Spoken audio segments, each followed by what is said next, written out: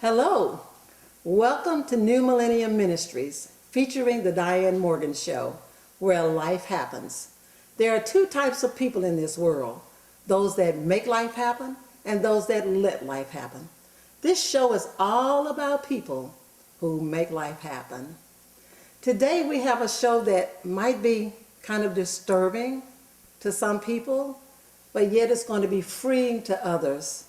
My guests today are two very courageous women of God that I am so pleased that they've come to share their story of courage with you. Today's show is entitled, What's Love Got to Do with It? Love Doesn't Hurt. I'm going to start today's broadcast off by introducing my two guests. I'm going to start with my guest to my left.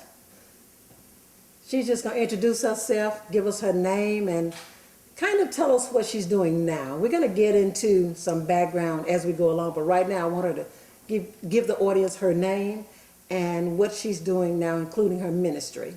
Thank you, Diane. Thank you. My name is Tammy Walker Smith, and I am a mother and a wife, and I am an author as well, and a pastor's wife. I am also a salon owner, also a organizer with the Miracle Center. We help the homeless as well. Well, thank you. As you can see, she is very busy.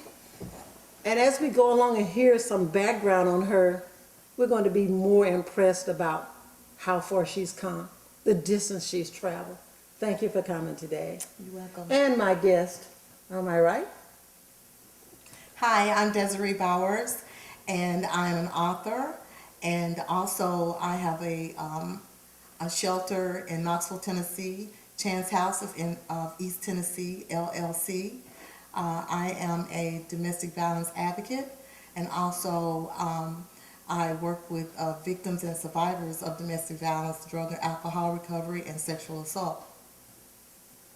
Now, these ladies are here today because they both shared a very similar experience in their childhood. And as they both said, they are authors. This is First Lady Tammy's book. It's entitled Pray for the Predator in the Pulpit. And remember when we said pulpit and predator, and the word pray, how it's spelled, P-R-E-Y. And very shortly, she's going to tell you a bit about the book, why the title, and what happened with her. And my guest, am I right, Desiree, she has authored two books. Her first book, The Prodigal Daughter, an early encounter of her experiences with molestation and abuse. And her second book, Who Are You? I Am Me.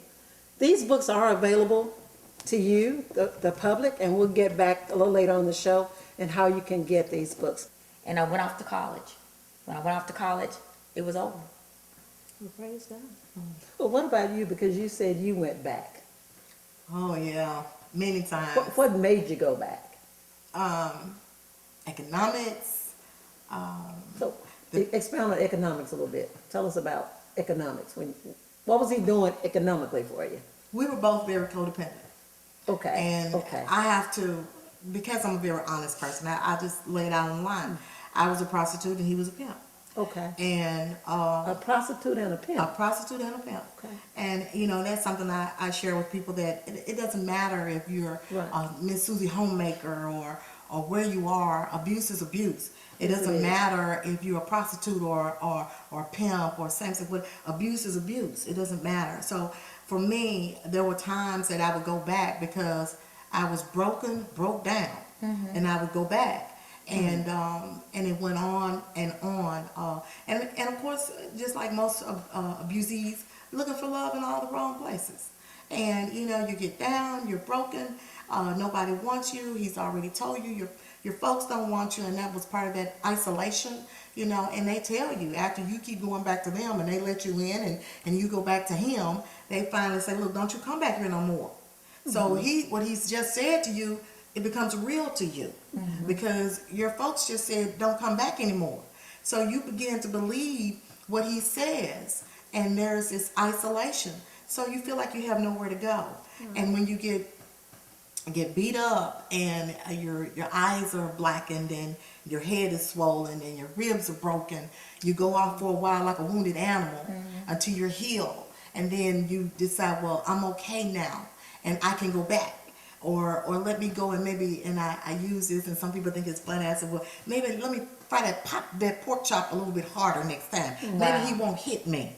You know, so you start thinking about things that you can do to keep him from hitting you. You know, because you want this so bad. And you know, your subject title, what love has to do with it, that's the bottom line. Love. It's love. It's love. Then the children came along. We have 3 sons. Okay. The children came along. So then it becomes about the children. I want my children to have their father. And I'll do whatever it takes to keep him there. If it means for him to emotionally or physically abuse me, then I'll do that because I want my children with their father. So, you know, there are a lot of different reasons that women go back. And until the cycle is broken, until you come out of that, I think that victimization, until you come into the outcome, into the solution, and that light bulb goes off. That's when you wake up and say, no more. This is it. Well, I have a question for you. I sent you all a list of questions. This is not on that list, but I think you can answer. Now, this is your book, Tammy. Yes. It's little. These are Desiree's books, and they're big. Do you feel less abused because your book is small? You didn't seem to have as much in your book. Do you feel like, maybe I'm not quite as abused as she is? You know, sometimes people are like that. He just hits me sometimes, or he just cusses me out sometimes, so it's not as bad. It's not like he did her. Do you feel like maybe I'm not quite, you know, my situation wasn't as tough as hers? Absolutely not. Because abuse is abuse, little or big, it doesn't make a difference. Tall or short, it doesn't make a difference. Once you've been abused, you've been abused. Okay.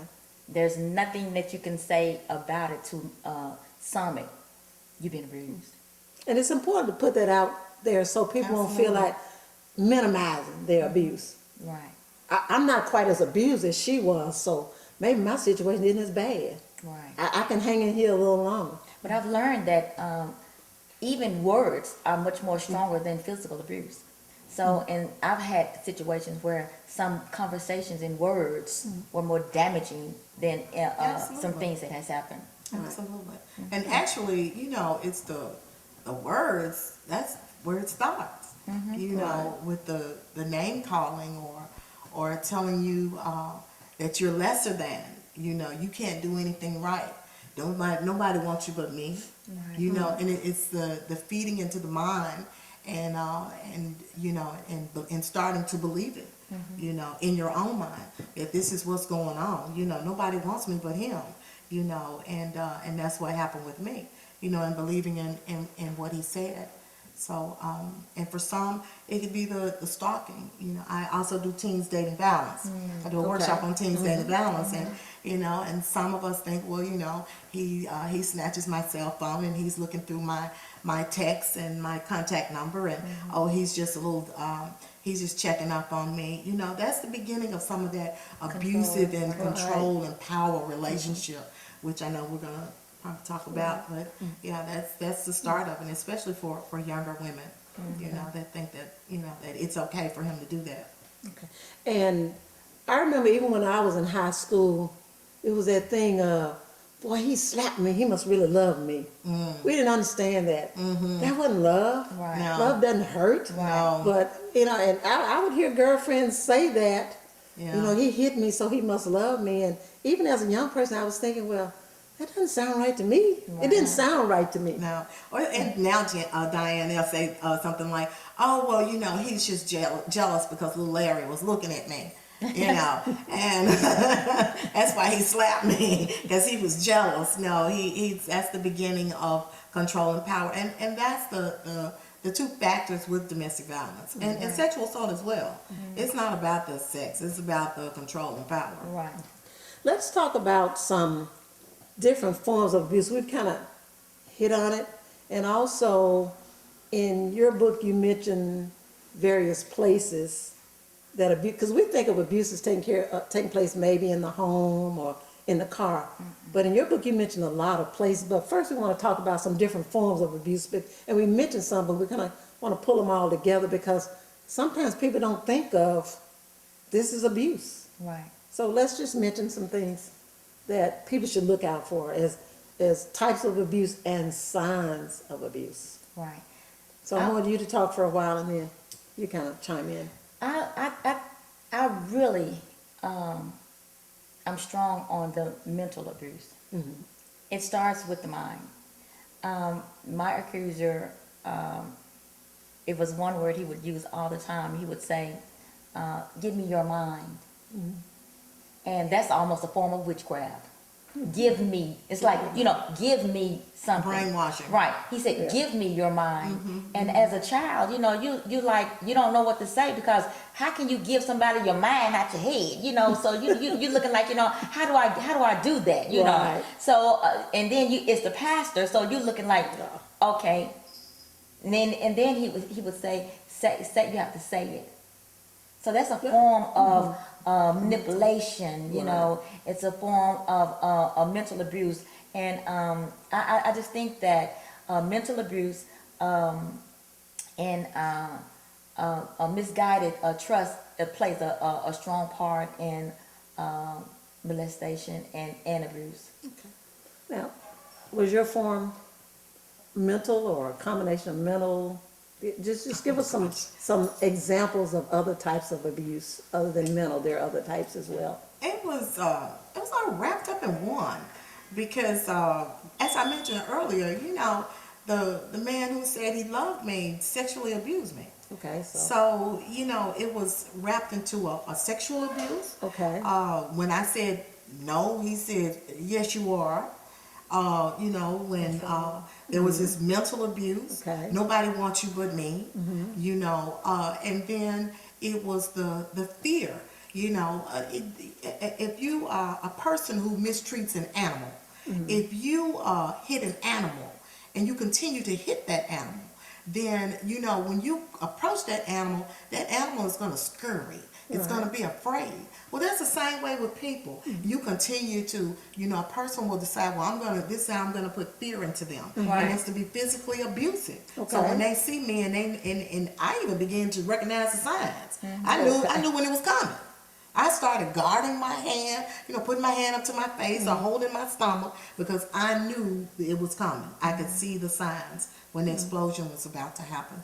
Okay. So we mentioned mental abuse, some forms of emotional abuse tied in there, physical abuse, sexual abuse. So I also would like to say the touch. If an individual touch you a certain way, that's a form of child molestation as well. And I also would like to say that the eyes and the touch with the hand, sometimes people, they really don't understand how powerful it is when the predator look at the victim or touch the victim. You can touch a child or you can look in their eyes and they are setting them up right there. Getting the control with the eyes and with the hands is very important. A lot of people usually miss that part because they don't think that the eyes or hand is that important, but it is. very good. Both of you young ladies are probably too young to remember the movie The Mac. Oh, I But in remember The that. Mac, that's what he did. That's how he controlled his women. Is he Brainwashing. did their mind. He put them into Brainwashing. like a psychedelic setting, and he was making some kind of strange voiceover. But he said he would control them by controlling the mind. Wow. So that's really profound. And he was a pimp.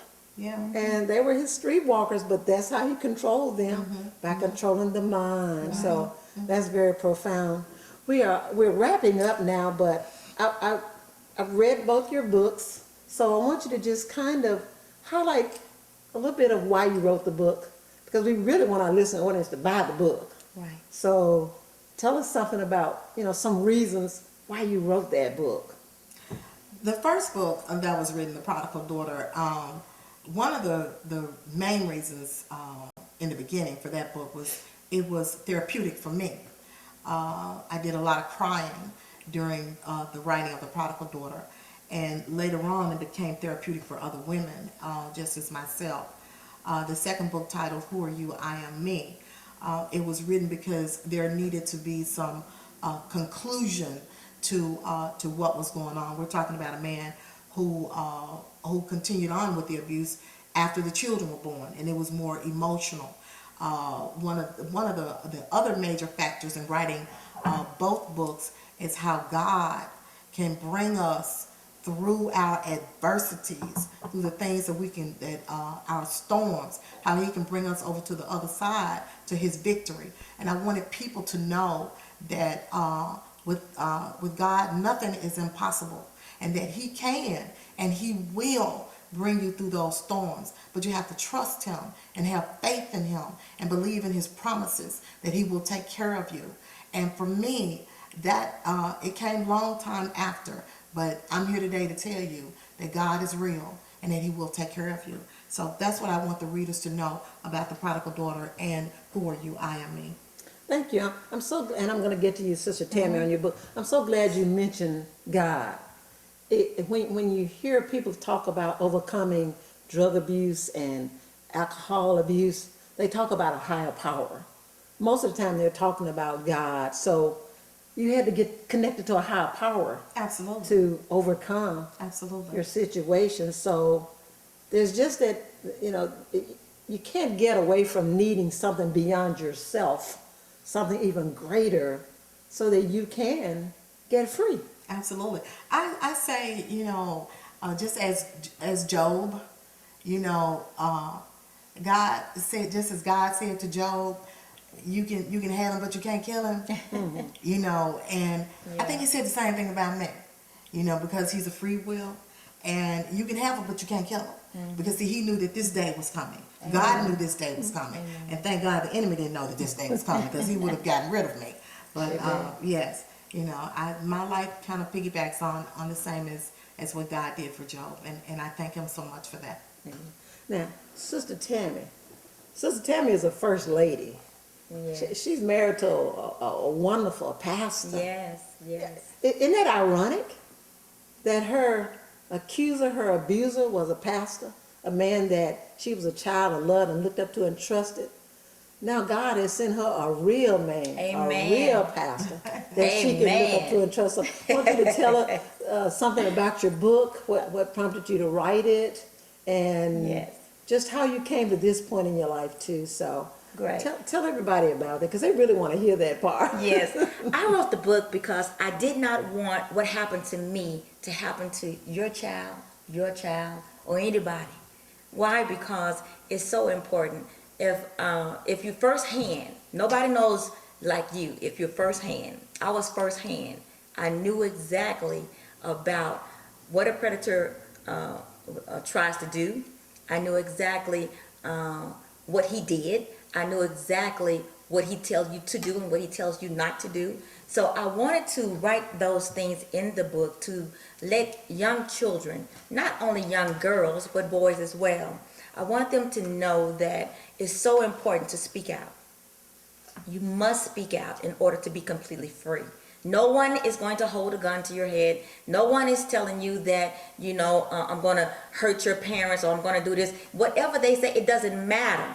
You go and you find some help, and you tell somebody that you're being abused. This is why I wrote the book. Why? Because I did not want what happened to me to happen to no other child. It's going to happen, but you have a mouth, and you can speak out like a canary, and you can tell the world that someone is abusing you. Thank you. I want to read this sentence from Pray for the Predator in the Pulpit. It says, parents, you need to pay close attention to your kids' behavior, moods, and personalities, because children are easily persuaded to keep molestation a secret. That's right. So, in listening to these two young ladies, they bundled up this molestation. She did eventually tell her mother, but somehow she got roped back into the same situation with the same person. No support. Very good. She said lack of support. Yes. Children have to have a support person. Adults have to have a support person. And both of these ladies, as my understanding, are involved in types of support group. Yes. So can you tell the listening audience maybe how to find that support? Because sometimes people just don't have a clue. They're either too afraid. They just don't understand that there's somebody out there who would listen to them. Almost always, I think, of people who abuse feel like it's their fault.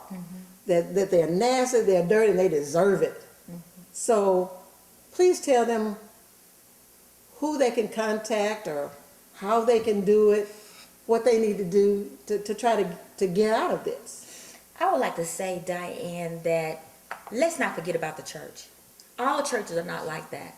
Just because I was involved in a situation like that, that does not mean that all churches are like that. That does not mean that all pastors are like that. We have some mighty strong, powerful men of God.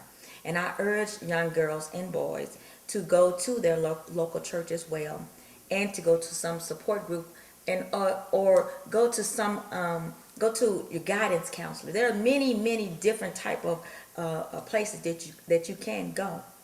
And I urge you to speak out to the church, your parents, or some local community. Thank you. Here in Shelby County, there are many organizations. I'm not sure if they're still called MASCAR, but Memphis Sexual Assault Resource Center. There's one area that's very confidential. You have the Tennessee Coalition Against Domestic Violence and Sexual Assault. You have many different organizations throughout the state of Tennessee that you can go on a website, you can get online and go into their website, and if you're trying to get away from the abuser, you know, they can help you. They give you a list of things to do. So in order to make preparation to remove yourself from that situation. And I do agree with you, Tammy, in regards to going to your local churches. But I have to say this, that a lot of your church organizations are not set up to, they don't have the resources or the research in helping victims of sexual assault and domestic violence. But these different organizations throughout the state of Tennessee, they're set up for that, where they can come pick you up. They can meet you somewhere. You know, there are different ways. So there are organizations out there. And also, excuse me, also the Child Advocacy Center here in Memphis, Tennessee, they are very known to support and to help the young children as well. Yes, yes. And I just want to make sure everybody in our listening audience knows that abuse is not driven by what your sex is, what your race is. It's not driven by socioeconomic status. It's not defined by your religion. It crosses all boundaries and barriers, all types of people. Sometimes you be very surprised at who's being abused. So that's why these two ladies are urging you to tell it, so that you can be saved and many other people can be saved. They've been very brave and courageous today to tell this story. I do have one last question I'd like to ask, and I hope they'll indulge me with this because I didn't put it on my beginning list. Now, Desiree, are you in any type of relationship so far as a love relationship with a man? I am not. I left the perpetrator in 2003, and God had some work for me to do, and one was to move my children into self-sufficient adulthood, and I've done that. There's more work for me to do, and my focus is to do His work, and I believe that that means staying single, complete, and whole, and unique is where I am right now, and where He wants me to be. So. No, and I will share with you. In the beginning, there was some trust issues, so but I have overcame those issues, and Wonderful. And I adore who I am today. Very good. And I asked that question because the timelines for these two youngsters was just, frighteningly similar at 14 years of age. Now, I'll ask that same question of Tammy, because there are people out there who need to know these answers. She's single by choice and by a message from God that right now I need you to stay by yourself. I've got more work for you. But Tammy, tell us what the Lord has done for you. Well, the devil meant harm, but God said, oh no. Oh no. I thought that I was I was never ever going to get married again. But I never dreamed ever that I would be married to a pastor. I would not have either. I would have never dreamed that I would have married a pastor. And I tell God, thank you, thank you, thank you. Why? Because the devil wanted to steal my joy, to make me think as though that all pastors were just no good at all. But the devil is a lie. I have the most wonderful, kind, loving husband that God could ever created. I am the most happiest woman in the whole wide world, and all I can say is thank you, Lord Jesus. Diann, I am by his side. I'm working with him in the ministry. We with Believers Unite Worldwide Ministry. We have also the Miracle Center for the homeless, and we work side by side every day. And I just love it, and I just thank God for it. Amen. And I hear Tammy's joy, but are you happy? I am very happy. All right, give me a high five. Give me a high five. All right. Let them know you're happy out there. My sons are, I have 4 adult children. I have 1 daughter and 3 sons. They're grown and gone, and and I am very happy. That chapter of my life is over, and I could not have asked God for a better set of children. They're in college. I have one that teaches school here in Memphis, Tennessee, and I have one in the Marines. He's over in Okinawa, Japan. One lives in Johnson City, and everybody has their own cars, their own apartment, their jobs. I mean. You talk about having a husband, you know, and how great, and the set of children gives me just that same joy. Right. Well, ladies, I can't thank you enough for sharing your story today. And God gave me the vision for this ministry of just sharing positive news, and you're included in that positive news, because that's what people need to see. They don't need to see somebody, woe is me, and Lord, what am I going to do? They need to see somebody who is, I was a victim, but now I am victorious. Yes. I am an overcomer. Yes. It takes courage to share that. Yes, So it does. I appreciate you for coming. Give me a hug. Thank you so much. Thank you. Bless you. I appreciate it. And in closing today, I just want to say thank you out there. We appreciate your tuning in to us today. And I never like to close a broadcast without thanking my cover. He's behind the camera, the videographer, the producer, the editor, my husband, Leroy Morgan. Please tune in. And again, we thank you so much for being present with us today.